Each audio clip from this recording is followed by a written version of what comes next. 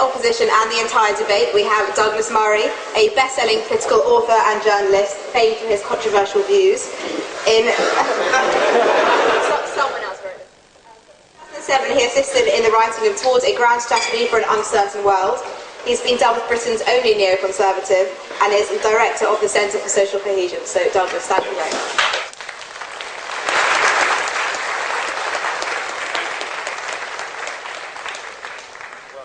Thank you for that warm introduction, and it's a great pleasure as always to be back at the Cambridge Union and to be debating alongside my friends, comrades, colleagues, and against such distinguished opponents from the world of British diplomacy, British journalism, and a fine example of current British academia. All three distinguished men in their field, three wise men. They should have come in cloaks. Three men who, between them, demonstrate why Britain is a second, currently slipping to a third-rate world power. Because what you have heard tonight wouldn't stand up to the briefest overview. Sir Richard, distinguished diplomat, said all these years after international negotiations have been going on that the power of negotiation has not been tested. He said that this side underestimates Iran. I can assure you, Sir Richard, we do not. He said that we exaggerate the threat to Israel. Again, I can assure you we do not. He said that in fact, it wasn't Iran that all these years pursuing nuclear technology has been brushing aside international law, but it was this side of the debate. He further said, and I can barely say it with a straight face, so I don't know how he managed, that there is no evidence of an Iranian desire to use the bomb. He then talked, of course, about mutually assured destruction, without mentioning that it, to some people, sounds like a great idea. The regime in Iran has hardly been seriously mentioned tonight. I'm pretty simplistic in the way I would do even the first analysis of a nation. But I tend to think that you can tell quite a lot about a government by two things: what they say and what they do. What they say in Iran has been brushed aside by Sir Richard and his eminent colleagues. It's been brushed aside as it were, a detail that President Ahmadinejad has talked about wiping from the page of history a UN member state, and that the so-called moderate who ran against Ahmadinejad some years ago, Mr. Rafsanjani, said that after all Iran only needed one nuclear bomb to deal with the Israeli problem. They ignored the fact that the supreme leader, Khamenei, has said exactly the same thing. And then what they do, which is that Iran is acting now, as it has been for years, as a regional destabilizer. Destabilizing Syria, destabilizing the Lebanon, funding the terrorist movements of Hezbollah and Hamas, who, not content with expressing their genocidal intent towards Israel and trying to fulfill that desire every day, have also managed to wreck our friends' best chances of democracy in Lebanon. So that's what they say and what they do. The other side this evening seems to think that an Iran with the bomb would be preferable to a war with Iran without the bomb. Regional proliferation in the Middle East is not a small issue. A Middle East, as Dr. Mendoza said, in which everybody had a nuclear bomb, would be a system of détente, which I think we can probably say with some certainty would break down fairly swiftly. But would the Iranian regime I've just described be weaker or stronger once it was a nuclear power? I think we can agree on both sides of the House it would be stronger.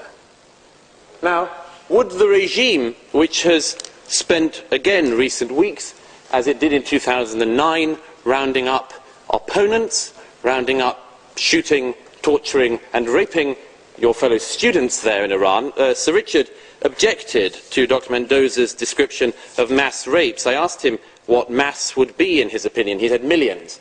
I'd love to find out what Her Majesty's diplomatic service's level of toleration of mass rape is.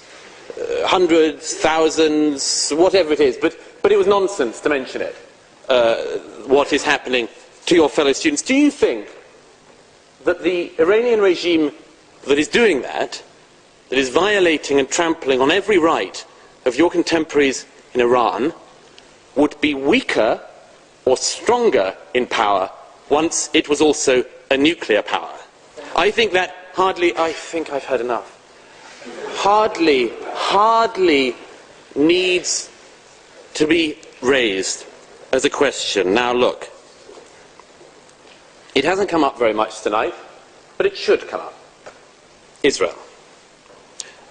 This motion that this House would rather have a nuclear Iran than war, and the support I think I've already sensed for our opponents here tonight, suggests to me, and it would to many other people, that we are very grateful that this House doesn't have a say in whether or not Iran will become a nuclear power.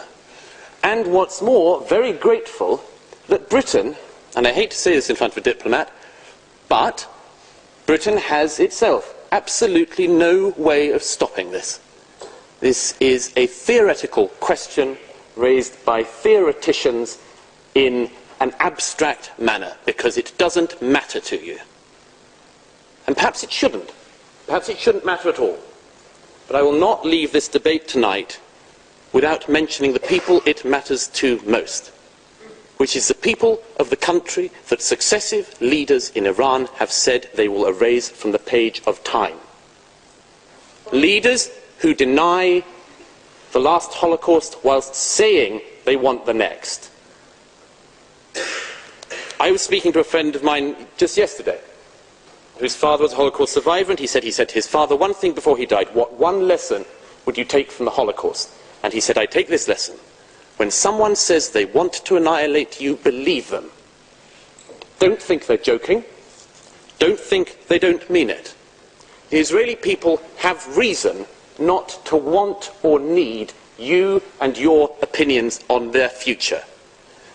In 1973, when Israel, 6 years after the previous attempt to annihilate it as a state by its neighbours, once again saw its neighbours' armies amassing on the borders, the Israeli government wanted to strike preemptively to stop that war.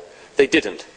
They didn't, among other things, because they knew that if they did strike preemptively, America would not provide them with any munitions. Kissinger said this himself afterwards. So they waited, and they were attacked, as they knew they would be, and they lost many good people. But they were then able to retaliate. They were then able to push those armies out of Israel. But, and this is a crucial thing to remember, the American planes were not allowed to land and refuel, bringing supplies to that country when it was on the brink of being ended, were not allowed to land in any European country, even to refuel. When Israel was about to be ended, you couldn't even stop a plane for a couple of hours on European soil, because the Europeans cared more about the oil deals they were doing with Arabs than they did about the future of that state. Since October 1973, not a single Israeli has thought seriously that when they were about to be annihilated, you or any Europeans would lift a finger, and they knew you wouldn't, and they were right to know you wouldn't, and you wouldn't. When Israel is pushed to the situation it will be pushed to, of having to believe they mean it, and when every bit of jiggery-pokery behind the scenes runs out, and when the UN and distinguished figures have run out of time, and Iran is about to produce its first bomb, Israel will strike. Every single country, including this one, people from our elegant diplomatic service, people from America, everyone will condemn Israel. Everyone in the Middle East will condemn Israel. And they will go back to their homes and they will say in private, thank God for Israel. The Saudis, the Bahrainis, the Egyptians, the Libyans, the Lebanese, everybody will say, thank God they did it, because nobody else would. The proposition being put before you tonight is that you have a choice between war and an Iran with the bomb. You have a choice, as has been said before, between war and dishonour. You'll choose dishonour this evening and you'll get war. You have the choice between a war with a nuclear Iran or a war at some point with an Iran that is not nuclear, which you stop from ever being nuclear, and hope that in stopping that regime, in embedding itself, you will give the Iranian people the best chance they will have of overthrowing that regime. But as I say, thank God this doesn't rely on you or any Europeans, because you've made the same mistake before and nobody should trust you to get it right this time.